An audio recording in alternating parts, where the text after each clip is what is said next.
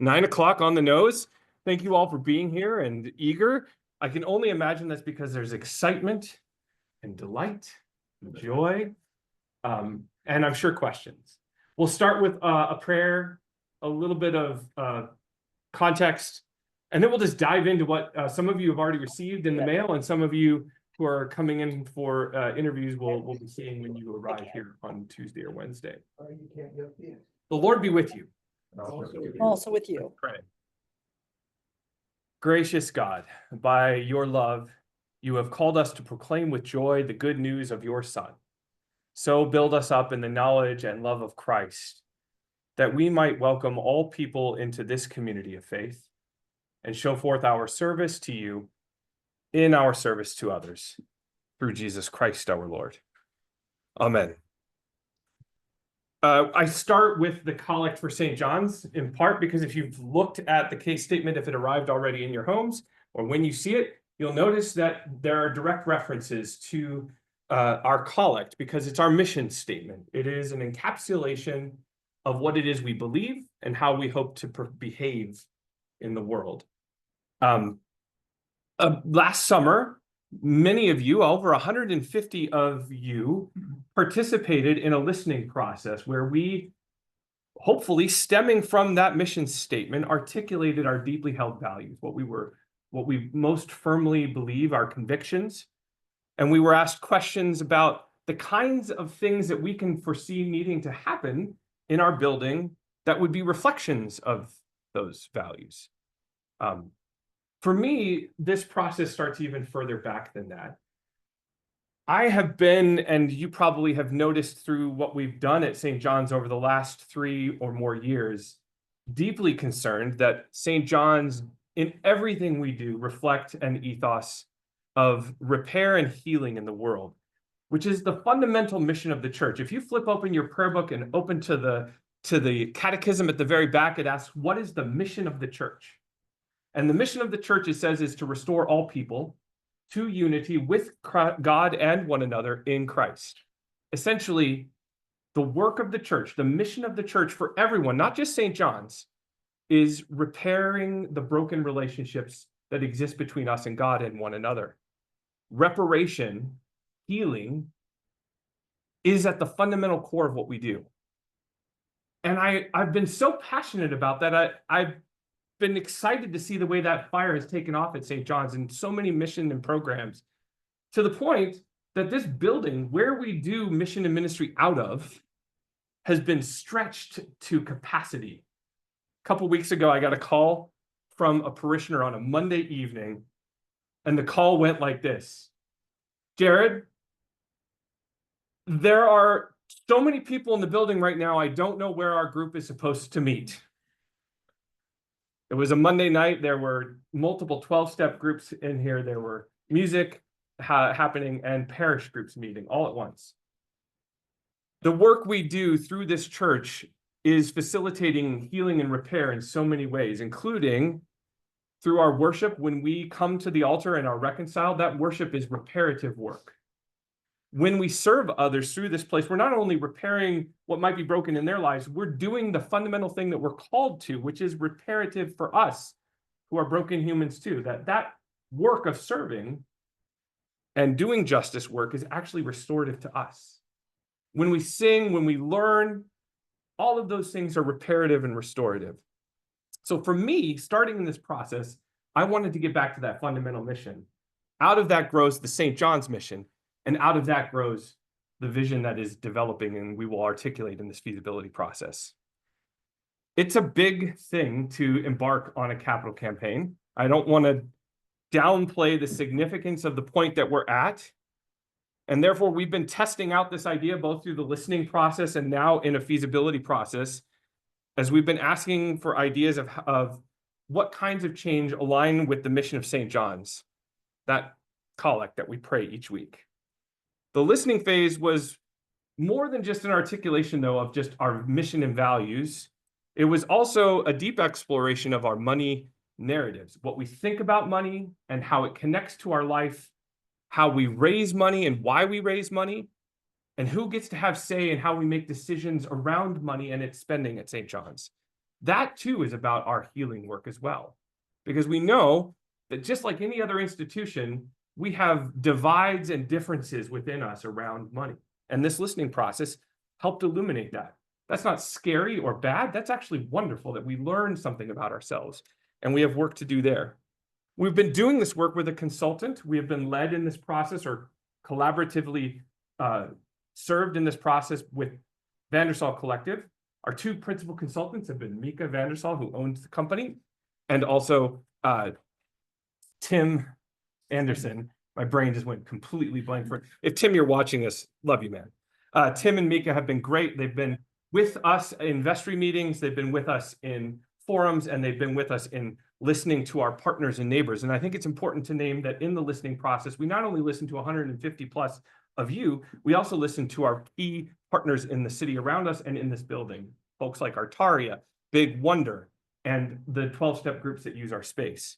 Because how we engage with them needs to shift from only a culture of serving and handout to one of partnership and collaboration. And that was articulated over and over again in the listening process, that that's a desire in this community. So that brings us to the feasibility study.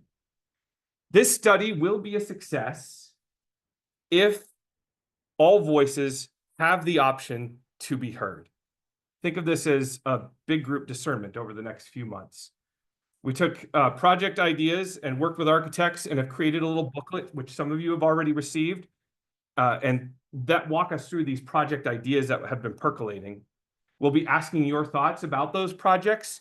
You can say those pieces of feedback if you already are listening to the case statement and already have looked at it today, but we also hope that when you receive your survey, one per household, that you'll take the time to put that same feedback you offer today in the survey so that it actually enters into the data that creates the next steps of what we do. So we want your opinions now. We also want your opinions in the survey.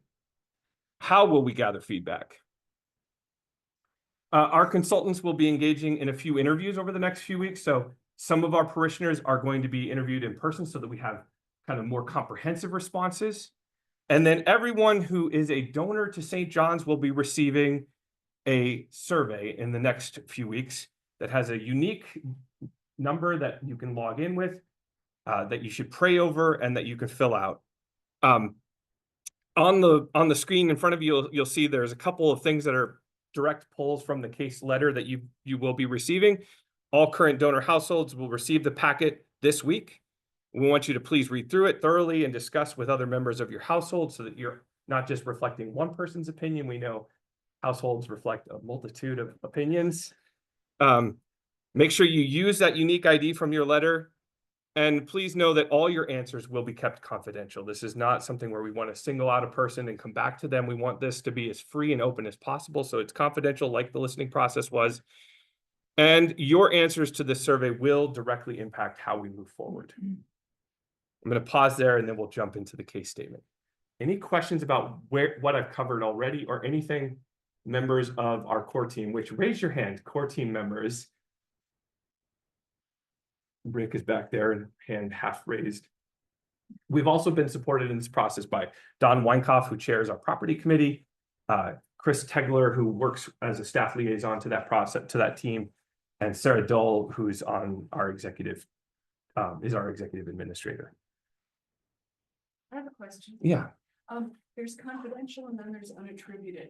So so when I apply, does Vandersall Collective know that it's I answering? That's why that number, that unique ID number, is so important, is so that we know that the survey that was sent has a response that tags it to that one. So and also prevents, oh, did I submit my survey or not? Multiple responses getting multiple entries as well. But the core committee won't know what. No, the only people who will know are our two consultants who will see the surveys. And they hold that in confidence. They did that with the listening process. Maybe you noticed if you read through the listening survey, which is live on our website, you can go and read the thing in its totality. We'll see some of the responses here in a moment. But you may pick up or detect your own voice or other people's voices in it, but there's no attribution there. Yeah. Yeah, in the back. Just clarity, you said one per household. Yes. What does that apply? Everything? all of the all of what, Yeah, so the survey that will be sent out asking your responses to the case statement is a per household survey. So you can read the case together and then jointly decide how you want to respond in your household, and then respond with that unique ID number. So, and in large part, that's because most households, with a few, very, very few exceptions, pledge together and donate together. And so it is to get that data per giving unit. All right.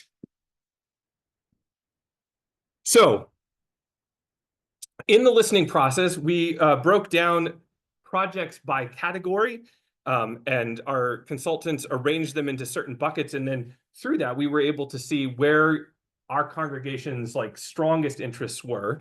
You can see very clearly that there was a very top priority: building care and sustainability. Over and over again, our congregants, you all, responded that this needs to be the top priority in anything we do moving forward, not because we worship the building, but because when a building isn't well maintained and cared for, it becomes the drain to so much other good energy, mission, and ministry that we hope to be about.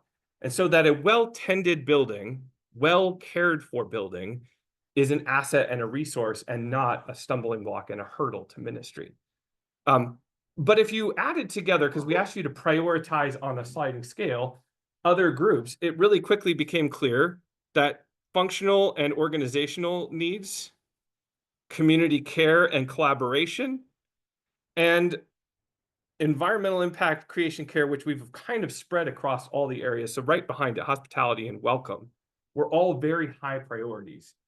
There showed some real, we'll call it flexibility or complexity of thought. People understood that interrelatedness of each of these categories, and that to try to segment them out is a complex process, reflected in the top priority of building care and sustainability. If we have a well-maintained and functional building, it can provide a lot of support to these other areas. Building care and sustainability is reflected in project number 4 in the case statement that you'll see. Project number 4 is titled Love, and it is, in essence, the idea to build a reserve fund to care for future repair and maintenance needs of the building. Some capital improvement projects and things that are itemized out in several years ago, we had a reserve study done, a capital reserve study done, which essentially looked at our entire physical plant and its long-term care and maintenance, and when things are predicted to wear out over the lifetime of the building, and gave us a plan by which we knew we could start to schedule the needed changes and updates to our building. Obviously, anytime you undertake a renovation of a space, you touch those projects and you change the needed list of things, because you may say, put new carpet in the room you're updating and no longer need to keep it on its timeline. So there are things in which a capital campaign may move items off the list because they've been checked off through a project that you're doing. But building essentially a trust, a fund that will help maintain this building in perpetuity is the project that responds directly to this high priority of building care and sustainability. So in reviewing for those of you in the back who can't see this, in reviewing the qualitative data, many people believe the building needs to be in good condition and planned for into the future in order to have a place for ministry to happen. Some believe that the building needs to be in good shape to attract new members. Next on our list is functional and organizational. Projects in this group are ones that enhance our worship experience or cultivate deeper fellowship, improve how St. John's staff and volunteers communicate and manage workloads, stuff that often is unseen by the majority of parishioners, but which is essential, vital to a well-functioning organization. All 4 of the bishop's priorities, one quote from the listening surveys, all 4 of our bishop's priorities require us to do something. We can't do what we need to do in a space that isn't functional and organized. So in this, project number 3 in your case statement, titled Joy, would address some of the needs, some of the ideas of how to be more functional and organizational. Now, if you're sitting in the back, you may not be able to see this, and we tried to expand it as big as possible on your printed case statement so that you could really get a look at it. But suffice to say, what you are looking at right now is this level of the building we're in now. You'll see that the fireside room here, which in another project does include some renovation, but you'll see the dotted red line for this project would include potentially moving our sacristy to the St. John's small chapel, preserving the altar in that space so that meditative prayerful acts can happen in there without deconsecrating the altar or moving that historic reredos, but allowing for a greater and more functional use for worship of a sacristy. Would also include moving the low altar, what we now use for 8 o'clock worship part of the year. That altar and worship space would be repurposed into some other portion of our functional space in the building or worship in other ways and non-church oriented or non-nave and sanctuary oriented worship. So we would probably move it into either an entry space where we could have like public worship, or more likely into our parish hall where we could have like a non-traditional worship style in there. That would be to make way for a much more clean ease of access from worship into our life together, where we meet in the parish hall, which is currently our gym. To facilitate that, building out further from the gallery over top the gym to about a little less than half, about a third of the way out, creating a new stairwell on this end of the gym that descends down into the gym, that moves the rector and the associate rector to offices on this end of the building, creating, as you'll see here, a lot more ease of access through the old sacristy and the old offices. In essence, you could leave worship through that archway without forming a single file line. For many of you who are deeply familiar with this space, that might feel not as essential. But if you've ever come to a funeral or any other event at St. John's where there's a transition between worship to another space, that becomes the most inhospitable and unwelcoming part of our building as we bottleneck together and folks begin to do this. I almost feel like I need to do a flight attendant speech every time we do a service that isn't majority St. John's members. You'll notice red carpets lead to gray carpets. Gray carpets indicate the fellowship space that you'll be entering. Please put on your own life jacket before assisting others. You'll also see an assortment of new offices and meeting space, lounge space, pastoral care rooms, essentially vastly expanding the kind of responsiveness that we have and facilitating a greater cohesion between staff and volunteers who work together instead of spread out across the physical plant, bringing people together into a contiguous space to work together. Those of you who have volunteered in the office know that prepping for any kind of mailing or any kind of bulletin on a Sunday morning is a bit like juggling knives. It's dangerous, tight quarters, and there's not a lot of functionality to our space. Dusty Mars, who was parish administrator when I arrived, has said that that was her dream since she started working here, is to see that office workspace more functional. This project would address that. Jerry, could I just say one thing about that?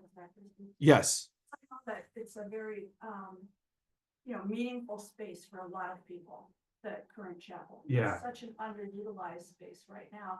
And having the altar still remain there would give space for the worship team on Sunday mornings, the clergy, the acolytes, the readers, that, to gather together and share information and pray before a service. Yeah. Rather than have, the acolytes currently are out here in the hall and, People vest in the rector's office. There's a lot of like kind of catch can. so it would be a really wonderful way to use that. It would. Sacred space. And it would still hold some of the functionality too. Things like healing, prayer, and anointing could still happen behind the rail there. We would still probably store our reserved sacrament in the aumbrey there. It would still have a very reverent purpose. The current state of that chapel is it's one of the most gorgeous spots in the building, and it's used about twice a year. It just, no service wants to happen in there because it's so tight that it's hard with the current setup to use it functionally. There was a hand raised in the back. Yeah. Also, as many people know, one of the things that for me, Can you speak up? There's a hard. people know here during the week. But one of the things about this plan that really, I think, is gonna be huge is it offers privacy and pastoral care offices. During the week, we often, nearly every week, have people turn up in need, whether that's people from outside our community turning up in need. We've literally had a young girl show up pregnant and barefoot, with already 2 little ones. We've had parishioners turn up who've just had really bad news about something. Could be a medical thing, could be a relationship ending, could be losing a job, whatever. Currently, they turn up and they're sitting right here in the gallery here on these benches, and they're sobbing, and I'm trying to find a private space for them to go to. I'm trying to find a clergy person to be with them. That is so not pastoral care. Right. Yeah. And this provides so much better for that. Staff will all be together, we'll be able to find each other quickly. There's a great private spaces for people to go to.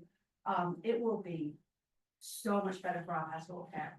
So you'll see that actually is a pastoral care room on this end that is next to the clergy offices, and it's away from the main entrance of the church, so that people coming and going wouldn't even walk past that room necessarily on the regular. Sure. Yeah, We talked about bedding management, using the sacristy for the vesting and stuff. But there's the altar guild. And we need water and we need practical units.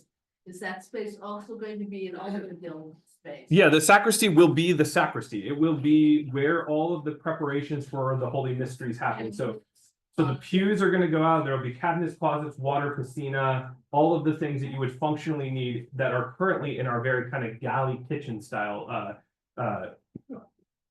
sacristy. So this is essentially greatly expands the functionality primarily for the altar guild, but it will have this residual effect of also being a space where meetings can happen of all the ministers on the Sunday morning before the liturgy begins. So without it being too crowded. So And Jared, yeah. offices over the gym. Clarify a little bit, are we somehow going to expand a ceiling over part of the gym? So we're suspending a ceiling about another 10 feet out from where it currently is. So currently, the probably more like 12 feet, but currently the hallway gallery ends at this wall. And essentially we're adding on this out over plus this over the stage. So you're essentially building a half floor to accommodate these new rooms. I'm going to keep us moving because I know there are probably lots of questions still to come. The next category draws on that high priority that was in the listening survey of community care and collaboration. These are projects that center the voices and spatial needs of our space sharing partners, particularly Big Wonder, Artaria, and Episcopal House of Prayer, who have become now a longtime resident of our upstairs. We wonder if community care and collaboration is how congregants might view repair of the neighborhood. This is a wondering from our consultants as they read the responses that perhaps there is this impulse too within all of us to do repair, and it was the lowest rated category in our listening survey, but they were wondering maybe we see that work showing up particularly in how we work with our community partners. This was such a shift for how we thought about spending for the future, to not only ask, but to prioritize the needs of our neighbors and our partners as tantamount or equal to our own, as a part of our fundamental mission. So project 2 on your case statement is titled Community. All these words coming from the College for St. John's, your mission statement, and include a couple things. So this is now on the lower level next to the gym. You will notice that the gym kitchen area has been dramatically changed. I know some of you have thoughts. We're eager to get those thoughts because none of these are done deal.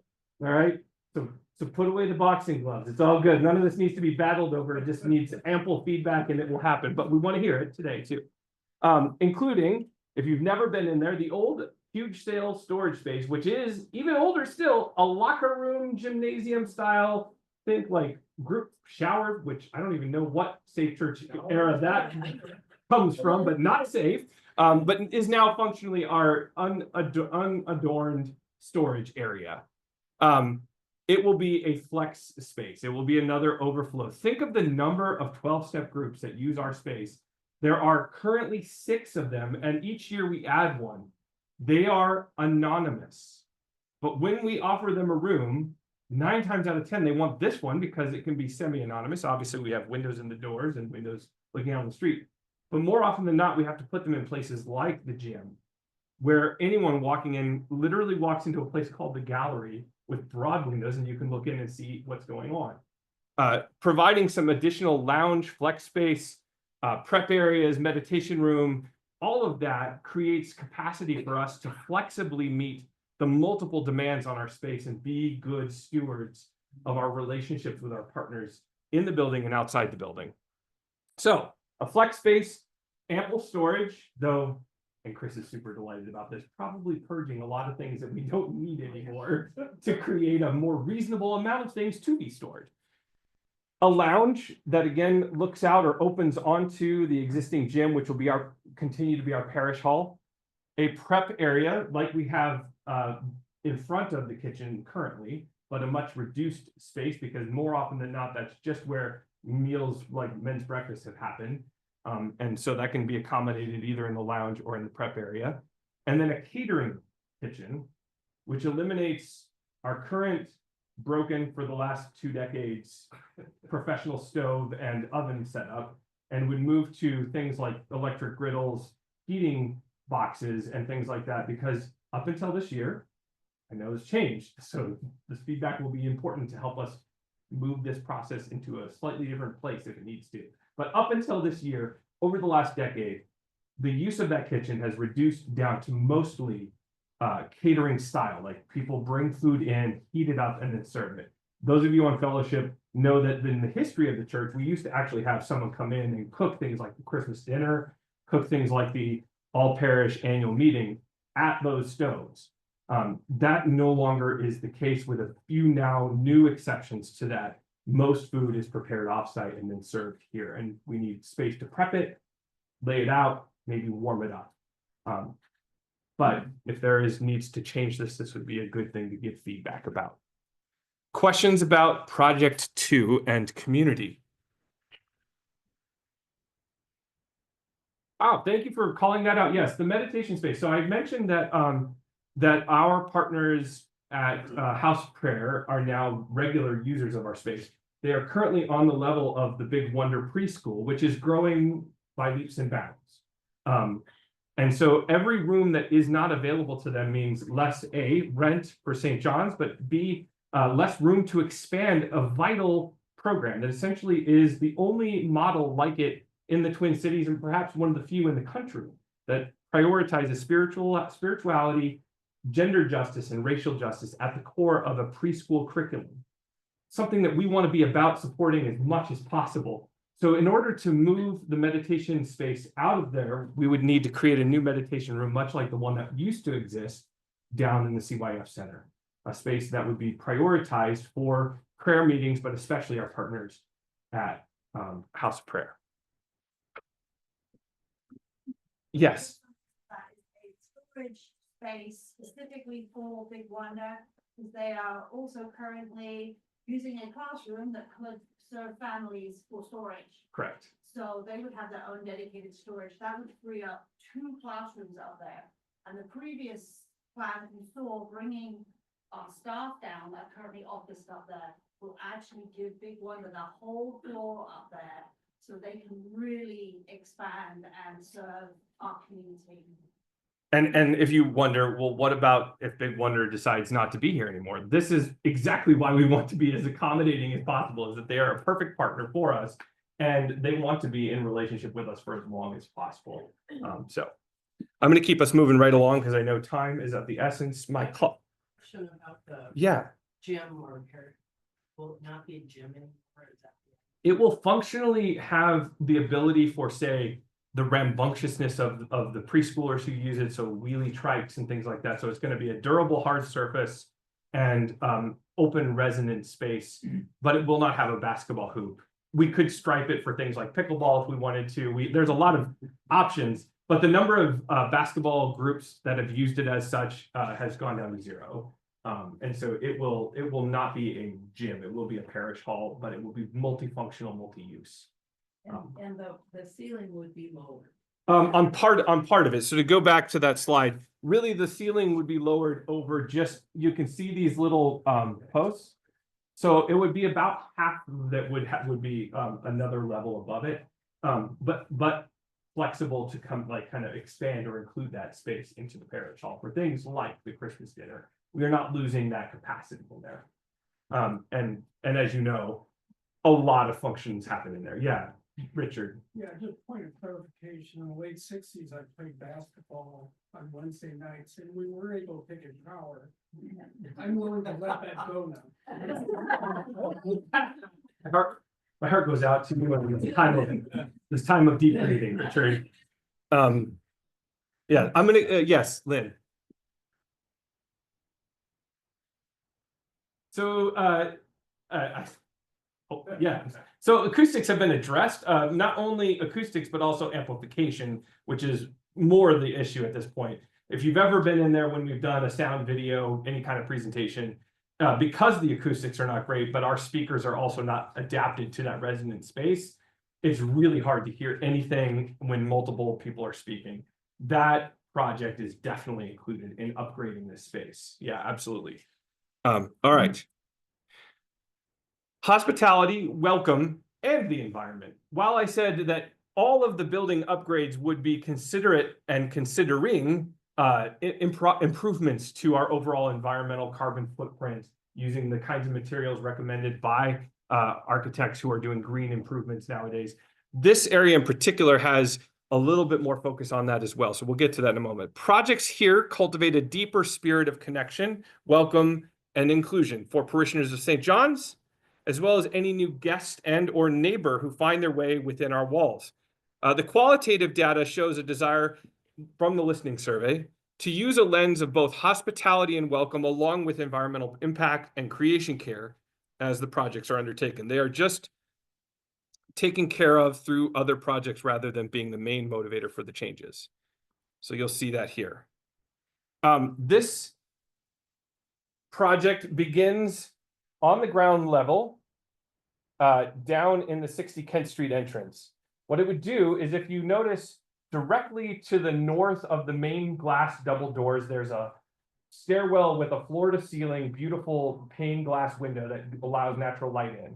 That's a very natural spot to put a new main entrance that looks straight up the stairs and therefore straight up to a welcoming face, and not when you enter that space. Now, you all are initiated, but many's the time, it's always telling when you get food delivered, actually. That's the best. It's not your visitors who are eager to find their way. The food delivery person is looking for the lowest cost of time. And so they stand there and go, all right, I'm just going to call them and have them come meet me down here.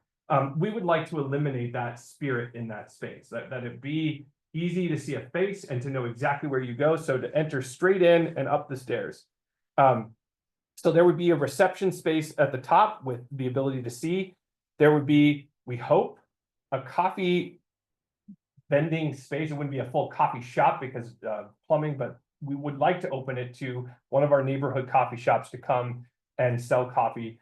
You know that in this neighborhood, there is very little community space beyond the church.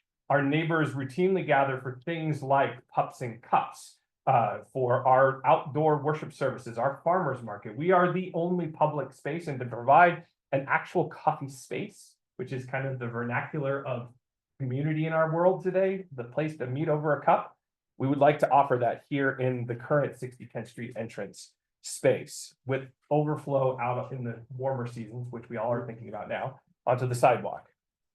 It would include an update and renovation of this entire room, not losing the flavor. We know this was like I hate to call it a sacred cow. This is a very sacred space to many of us, because we do so much in this room. It would be beautiful and just updated. The last time this space was updated was when I arrived, and these carpets were brand new. And now if you step, you're putting your feet right on last year's coffee stain. So we would like to eliminate all of that and make this a much more conducive to the things that we're doing in here now. Jared, is there a rendering of the Kent Street entrance? I have a hard time imagining how that will be transformed. There are no renderings at this moment because we're still in feasibility. We don't want to give the impression that we're moving forward with any one of these projects. We want to get your feedback. But the architects did do some thinking creatively about that. Would include like a kiosk to one side where coffee and AirPods and things like that can be distributed, and also machines set up. So, This is moving the entry door to come right into the existing stair. This is visual change. yeah. And the So old elevator, what's now that space you walk into will become the coffee space. Which is a fairly wide open space, like it's a very sizable space. If you take the pews out and the table out, you've got significant real estate to play around with ideas for a coffee shop. Yeah, Jan, and then So how, following Bob's question, how will that entrance be clearly distinguished from the actual entrance of the church? so that You indicated it was food service, but I have helped several people navigate the church to get to the service. yeah, and that hospitality is super important. The key is to make a building that echoes that kind of spirit, so that it's not replacing the need for people, but there are many times when you're not there, and when someone else isn't there, and to make it as navigable as possible. So we would be creating a singular entrance in the new spot, eliminating the entrance at the coffee shop side, so that actually doesn't confuse people. So there would be a lot of clarity about that, design wise. and the elevator. The elevator would remain, and that space is, I mean, architecturally almost impossible to change. I know that when it was put in, a lot of consideration about where geographically in our building you could put in the elevator shaft, have load bearing, put in the maintenance mechanical, so that needs to stay where it is, and it's very functional there. So So it would be in the coffee shop then? essentially, yeah, you would be able to come in and there would be a sign that says elevator, but you would be able to see up the stairs to a person. So. Another thing it does is, it's not included, it's in the previous project, is you walk up the stairs and there's immediately like a nice gracious lounge area instead of train benches, essentially. A nice spot for you to land when you come up the stairs and wait. If you're not in pastoral need, that is. Other questions about this project number 1? Welcome. Yeah, Brad. Just about project 1. Any questions? It's sort of a big picture. The thing that is actually needed is the money for the reserve. Yes. For keeping the historic Summit Hill building in good shape. And I'm a little worried, especially in the way the brochure's laid out with project 4, not 1, not 2, not 3, project 4 being the building of the reserve one. Are we kind of losing sight of what we actually desperately need this money for? Because otherwise, we're going to be borrowing a huge sum of money just to keep the existing building going. So Just picking up on that, you Yeah. then started with project 4, which is, I think, speaking to Brad's point, you didn't start with project 1, 2, or 3. no. So there was a lot of debate within the core team about the ordering of the projects. There is no preference, and it was very clear from our very savvy parishioners in the listening process that building care and maintenance was the #1 priority. That probably will pass through in this process because there were lots of projects listed in that listening survey. In fact, a lot more than this. There were buckets and buckets of projects, potential projects.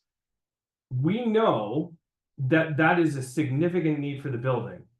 And it is very likely that in this democratic and inclusive listening process, this continuation of our listening, that it will remain high priority. So no, I don't doubt, I have no fear that we're sort of ceding the ground, as it were, to what came out in the listening process. I'm very confident that our parishioners will again echo what they think is the most important thing.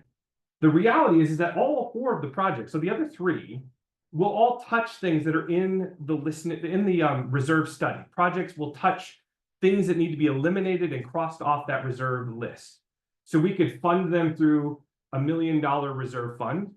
But if we do any of these projects, we're actually pulling things off that list that do not need to be renovated in the future and eliminating them by doing them now in this process. Which, if you look at the reserve study, many of the projects in there cannot be funded through a reserve fund. They will need future capital campaigns anyways, either now or in the future. So having that reserve fund does not eliminate the need for capital campaigns, period, forever.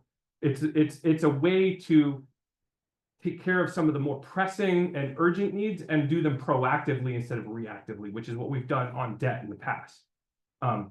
But that's the other thing, is that this is all results of listening.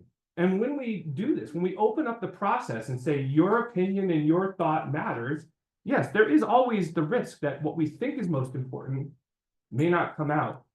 But my hope is that's faithful leadership, is that actually we do listen to each other and we trust each other to actually weigh in about these things at every step along the way. I'm confident, Brad, that at the end of the day, the reserve fund is going to come out as very top priority, or at least feasible. Like it's going to happen. But I'm just the priest. And then you all have to take the survey and tell us. Yeah, over here, Cammy. 1, 2, 3, 4. Independent of each other, that you could do one and not before. Yeah, we've resisted calling them phases because you could do any one of them independent of the others. Although you will look at them and see that they're very connected, and one will not necessitate the other, but kind of yearn for the other. We'll sort of say, like, the completing idea is this. And we've seen that here with phases 1 and 2 of past campaigns where we added X and realized we still needed to add Y. And we did 2 campaigns, or we did an echo on, or like a second phase. We've done that in the past. But no, they're all discrete projects. And they can be done independent of one another. Yeah, Holly and then Betty. I apologize if I missed it, but is there anything for the worship space, the sanctuary, that part of this building? So thank you for asking that. No, you didn't miss it. I mean, there are obviously the chapel, which is a worship space and not a part of the education wing. And then the low altar, which we currently worship at for 8 o'clock. Both of those would be impacted by this. But no, this project isolated, in order to kind of narrow the scope of possibility, which was infinite, we focused on one geophysical spot in our building, this wing, which is a separate building. Early imaginings about this case actually talked about making rough places plain, that there is a sense in which you pass from one building down a ramp and around a corner, like into another building, and you really do feel it more so now than you might at the end of this project, because it will make contiguous those buildings more clearly. So yeah, they're not addressing the worship space. Those are future needs. That would be a future campaign. Tom, and then, or Betty, did you? Yeah, I did. I just. Betty and Tom.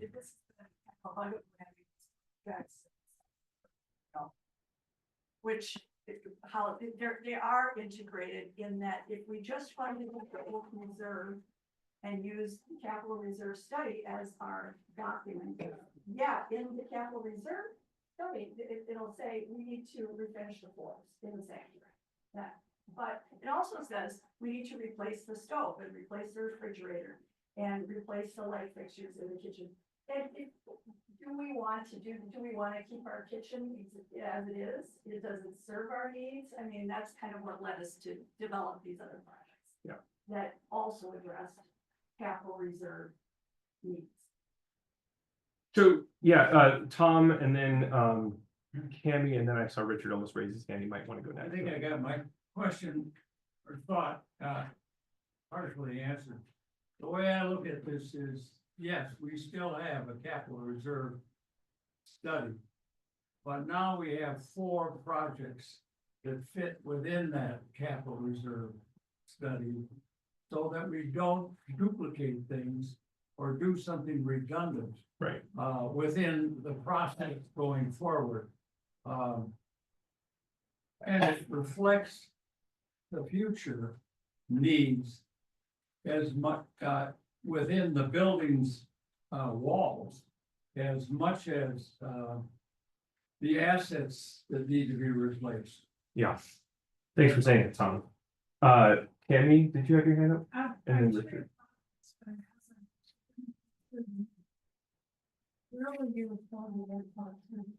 So the 8 o'clock service, half the year, our commitment, at least during my rectorship, will be half the year we're using the summer altar and half the year we're using the high altar. So half the year, 8 o'clock will, as it already has been, we'll be worshiping in the main nave at the low altar. And the other half of the year, either this new kind of non-traditional meetings, but like if we set up worship potential in the parish hall, that's one possibility. Another possibility is that we would move to the chancel during that other half of the year and worship in the choir stalls, which we've done many times for other services that would previously have been hoped to happen in the chapel, but the chapel just isn't, it's just slightly too small for more than 20 people, which is what the 8 o'clock service ends up being about the size of. So we would explore that. We haven't got an answer yet, but those are the two possibilities that lie. Richard? Can you get asbestos problem either above me, us, or below us? So in the kitchen, yes, there's asbestos under the tiles there, and I don't know about above us, but abatement is something that our architects are aware of as we move forward. It should be said that the architects we use for these blueprints are OPN architects. OPN architects, if you're not familiar with them, the most recent project that they've worked on has been developing a full long-term architectural plan for our friends down at St. Thomas More. So they didn't do the work that led to the current renovations, but actually their church moved on from those architects because of unforeseen issues and wanting to have a more comprehensive, how does project A impact project B and then project C? So they actually dropped their consulting with one architect and went to OPN as a result. And that's who we've been working with. They've been wonderful partners in this process. Any other questions? And then I'll need to go be advisor number 3. No, I'm advisor number 3. Oh, you are? Yeah. Okay. Well, that's a relief. I have a great wife. I don't know if you guys know this. I have like literally the best partner in the world. God bless. Yes, Sarah. I know some people will be excited about this. The bathrooms here get addressed. Yes. They are not safe church. They're also really not very private. The architects came up with this great idea of turning them this way. So there'll be a walk-in and then 3 stalls that way.